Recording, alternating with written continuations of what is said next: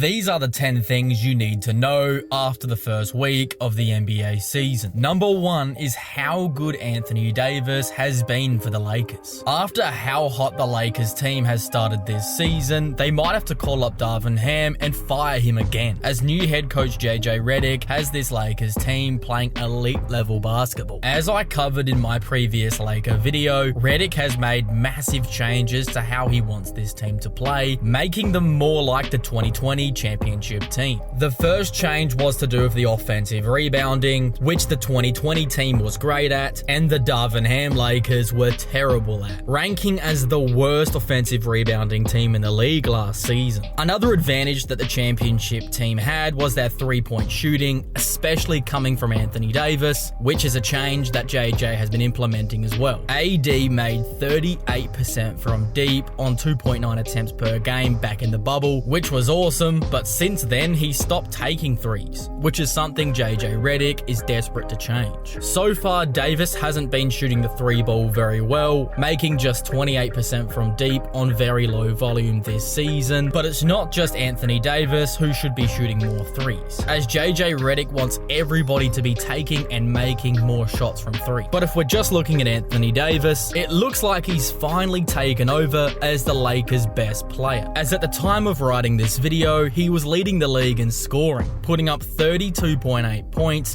12 rebounds, 1.5 steals, and 2.5 blocks on 55% shooting. I don't even have to explain to you how insanely good these numbers are from Anthony Davis, as they've been good enough to lead the Lakers to a 3-1 record at the time of recording this video. Now, the second thing you need to know after week 1 of the NBA season is how Milwaukee have serious issues. Who would have thought that the Milwaukee Bucks would be 1-3 after the first 4 games of the season? As a Bucks fan, not me, and that's for sure. As after winning their first game against the 76ers, I made a video where I basically explained why I thought this Bucks team was going to be an elite team all season long, and since I made that video, they lost to the Bulls, Nets, and now the Celtics. The issues for this Bucks team are so concerning because of the same issues they had last year and should have fixed over the offseason. Their transition defense is horrible. It feels like this team is allergic to boxing out to grab rebounds, and their point of attack defense is woeful. Point guards go off against this Bucks team every night, as Kobe White had 35, Cam Thomas and Dennis Schroeder combined for 61 points, and worst of all, Peyton Pritchard was allowed to put up 28 points, going 8 of 12 from downtown. The drop coverage has a lot to do with this, leaving the shooters open, but it's also the fact that their rotations on defense are just horrendous. Now, yes, the Bucks are in the middle of trying to implement a new defense, and they have 2 new guys in the starting lineup, and both of these things are known to cause growing pains, but for me, these issues just feel like they're a lot more than growing pains to me. Often it looks like this team gives up on themselves, which was especially clear in the game against the Nets, where the starting 5 played terrible in the 4th quarter. They looked like they wanted to get subbed out of the game. That's how bad we're talking. And then what makes it even worse is what we're hearing from the playing group after these losses. They're often talking about how they're not disciplined enough at times throughout the games, and that's why these leads slip,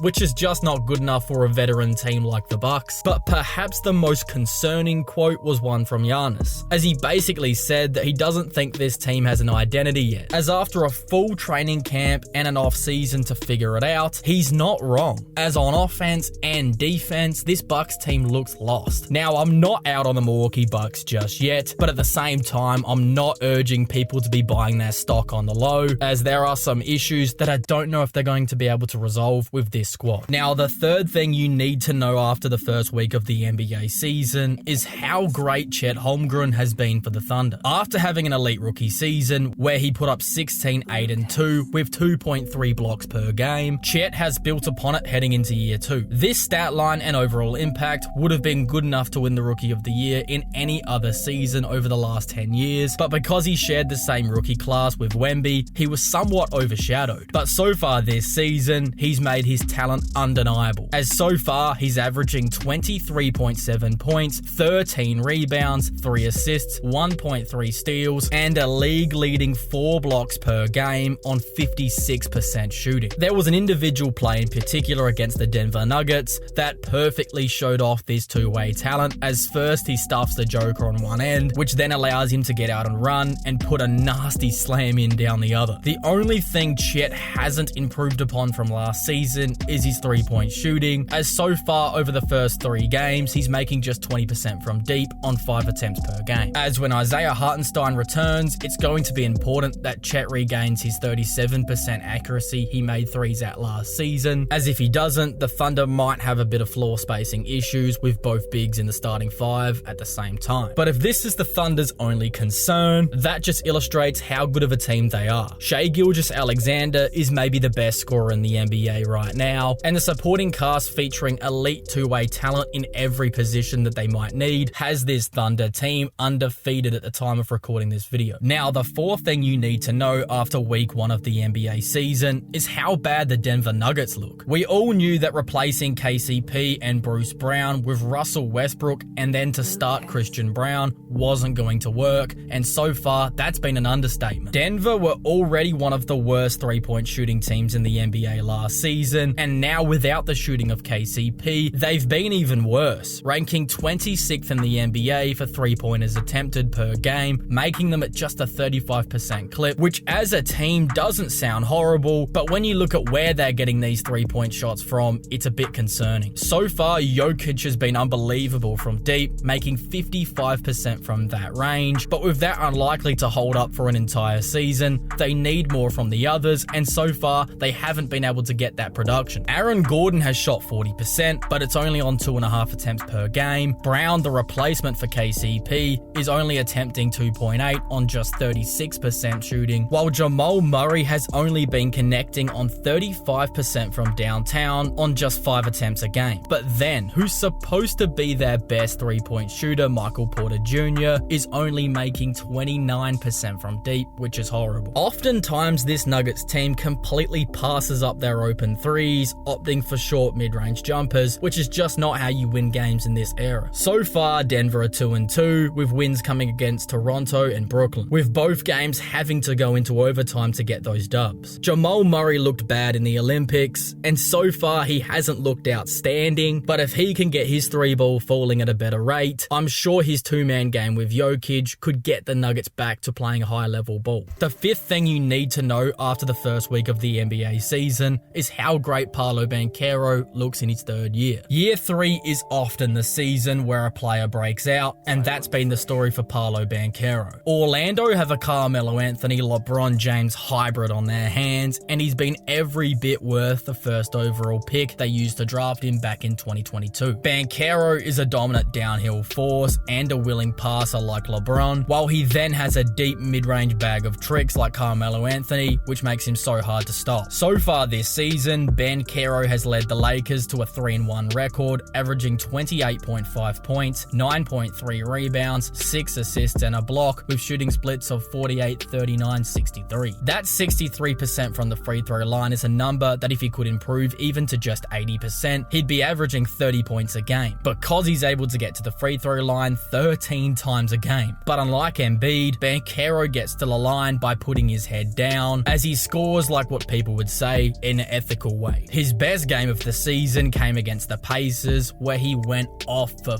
50 points, 13 rebounds and 9 assists on 70% true shooting, completely dominating Indiana, who were helpless to his onslaught. What makes Banchero so hard to guard is his unique combination of size, strength, shooting and playmaking. As if you double team him, similar to LeBron James, he's happy to make that outlet pass, and now with better shooting around him like KCP, Suggs and Wagner, who both improved their jump shots over the offseason, Orlando are a scary good team. The sixth thing you need to know after week 1 of the NBA season is how dangerous Cleveland look. After being criticized by the media because they didn't make any offseason moves, it appears as if they made the right decision after all. However, it wasn't like they didn't make any changes, as over the offseason, they swapped the coach, firing JB Bickerstaff for Kenny Atkinson, who's well known for developing young talent, and that's exactly what Cleveland needed. So far, Darius Garland looks much better than last season, and Evan Mobley's looking great too. What the Cavs' main concerns were at the end of last season was their questionable fits in both the front court and the back court. For the back court, in the games without Garland and Mitchell, Cleveland were 15 29.4 last season, with Mitchell putting up 29, 5 and 7 on 48% shooting. And then when you put Darius Garland back into the lineup alongside Donovan Mitchell, Cleveland dropped to 31 and 26, barely being a 500 team, with Mitchell now averaging 25, 5 and 5 on only 44% shooting. But already to start this season, that backcourt pairing is looking a lot better, and because of a small sample size, we don't really have the data yet, but so far the eye test is looking solid. Then when we look at the front court pairing, the issue was between Jared Allen and Evan Mobley, as it had been clunky for many years because of Mobley's lack of a three-point shot, but now with him making 50% on 2 attempts this season, defenses have to at least be a little bit more honest with him, which will in turn help them out offensively, as on defense, these two are great together. The Twin Towers defensive lineup allows the Cavs to have elite shot blocking and paint defense, making them so hard to get a bucket on down low, which then forces their opponents to take more jump shots than they would like to. With the Cavs currently 5-0 at the time of recording this video with a win over the Lakers, they're looking quietly exceptional. With the second best offense and the 4th best defense in the league right now, there's no doubt that the Cavs could make themselves a real threat to the Celtics if they were to meet again in the postseason. The 7th thing you need to know after week 1 of the NBA season is how the Cat trade isn't as straightforward as it first looked. After the trade that sent Karl Anthony Towns to New York in exchange for Julius Randle and Dante DiVincenzo, the consensus was that the Knicks had won the trade. However, to start the season, both sides look a little rocky, but if I had to say which side looks better, I'd honestly say Minnesota. The addition of Randle has boosted the Wolves' offense from 16th to 11th, but it's on the defensive side of the ball where they've looked much worse, falling from the number 1 ranked defense last year down to 15th worst this year. Then for the Knicks, their offense has improved from 7th to 4th, but on defense they have been absolutely terrible, as after the first 4 games of the season, New York have the worst defense in the NBA, despite having OG, Bridges and Hart. Not only is this a small sample size, but both teams will likely build better chemistry throughout the season, and as a result, look much better come April. But for me, I still think the Knicks won this deal, despite the Wolves may be looking better right now, as once Mitchell Robinson returns, and hopefully stays healthy, the Knicks will get better defensively as a result, and should return to the top of the Eastern Conference. For the Wolves, there's no doubt that they're going to get better defensively as well, and with Anthony Edwards entering the prime of his career, you cannot count out this Minnesota Timberwolves team, and I'm not going to be doing that myself. The 8th thing you need to know after the first week of the NBA season is how good the Boston Celtics really are. At the time of making this video, Boston did just lose to the Pacers in overtime. However,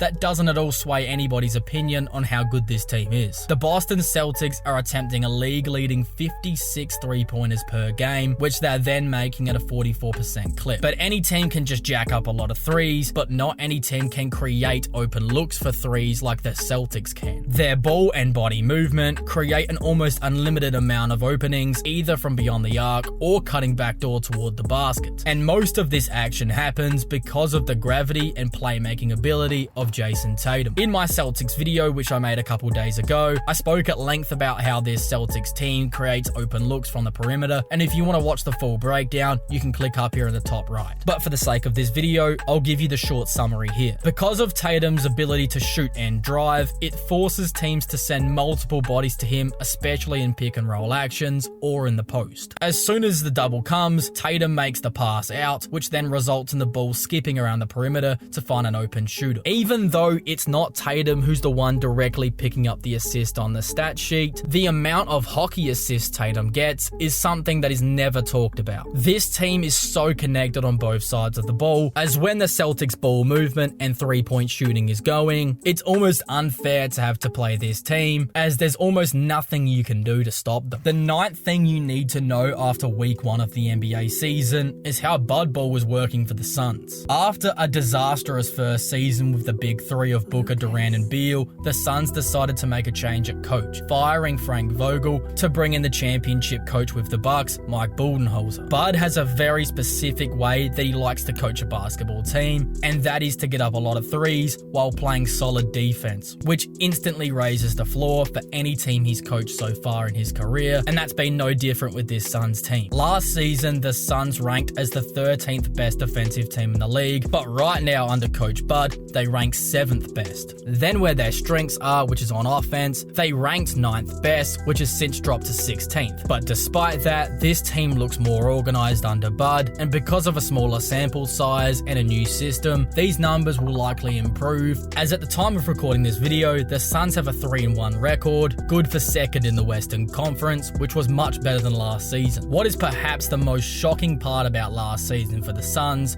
was how bad they were in fourth quarters. You would think with Kevin Durant and Devin Booker that this team would have been elite in the clutch. However, that simply wasn't the case. In fourth quarters last season, the Suns were being outscored by 14 points on average, which was definitely the most insane stat to come out of the entirety of last season. But with Phoenix already picking up a win in overtime against the Clippers and a close win against the hot Lakers, this problem looks to be in the past for now. If the Suns can remain a top 10 defense and get their offense to the top 10 as well, they're going to be a real threat out in the West. Then, the 10th thing you need to know after week 1 of the NBA season is how Klay Thompson has been a perfect fit for the Mavericks. After a rough end to his Warriors tenure, Klay Thompson decided to sign with Dallas, and at first, many had questions about how he would fit in with this team, but after a 3-1 start, shooting 42% from deep, I haven't heard anybody question his fit since. Last season with Golden State, 67% of Klay's threes were either open or wide open. And even though it's a small sample size, after only one game with the Dallas Mavericks, 90% of his three-point attempts were either open or wide open. If this trend continues next to Luka and Kyrie Irving, we might be witnessing one of Klay's most efficient seasons shooting the ball. In that first game against the Spurs, he was absolutely on fire. At one point, making 5 straight triples, finishing 6 of 10 from downtown, and for the entire season, he's averaging 16.5 points on 42% shooting from deep. But it isn't just the offense where he's been noticeably better, but on the defensive side of the ball, he's actually been decent. In that Spurs game, there was a play in particular where he went toe-to-toe against Victor Wembanyama and actually came out on top, picking up one of his 3 steals in that game. If Klay continues his elite shooting and can give the Mavericks a little bit of defense also, he makes this Dallas Mavericks team so much better, giving Luka and Kyrie Irving even more space to cook. But that's my 10. Is there something or someone you thought I forgot on this list? And if so, who or what is it? Let me know in the comments section below.